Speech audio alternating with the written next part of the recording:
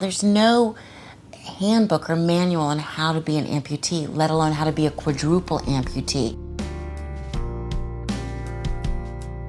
In 2009, Kyla Winters went to bed with a stiff neck. By morning, the pain had spread through her body and was so severe, she knew she was dying.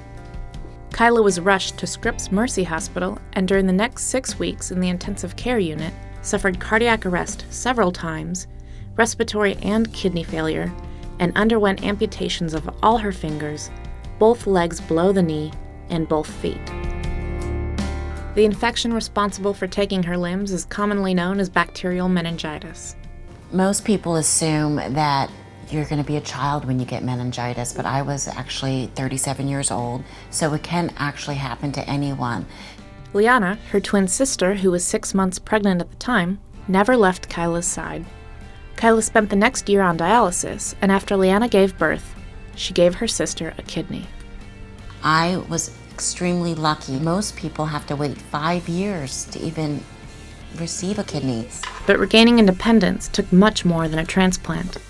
Things like putting a credit card into a machine. How do you get that back? You drop a pill on the ground. I don't have fingers to pick it up. But these things you learn through trial and error, but also through other amputees. And it was a really long process to be able to learn how to walk, learn how to feed myself, put my makeup on. I'm recently have been able to accomplish holding my hairdryer without a hairdryer stand. But that's taken over 5 years to be able to do.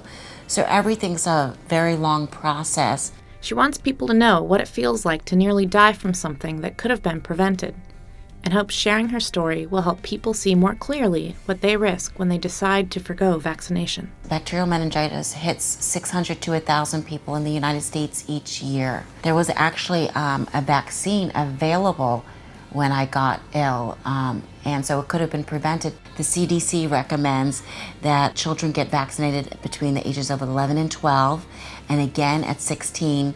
I do urge everyone to get vaccinated, and not just to get one type of vaccination, but to get the options out there that are available to people. It's been a long and painstaking process, a process Winters is taking in stride. Saw my sister run her last half marathon. I was like, you know what? I want to do that. So I'm not committing to the half marathon yet, but a 5K, that's my first short-term goal. A goal Kyla is determined to achieve. With photojournalist Peggy Petey and reporter Paul Sisson, I'm Laura Hockley for the San Diego Union-Tribune.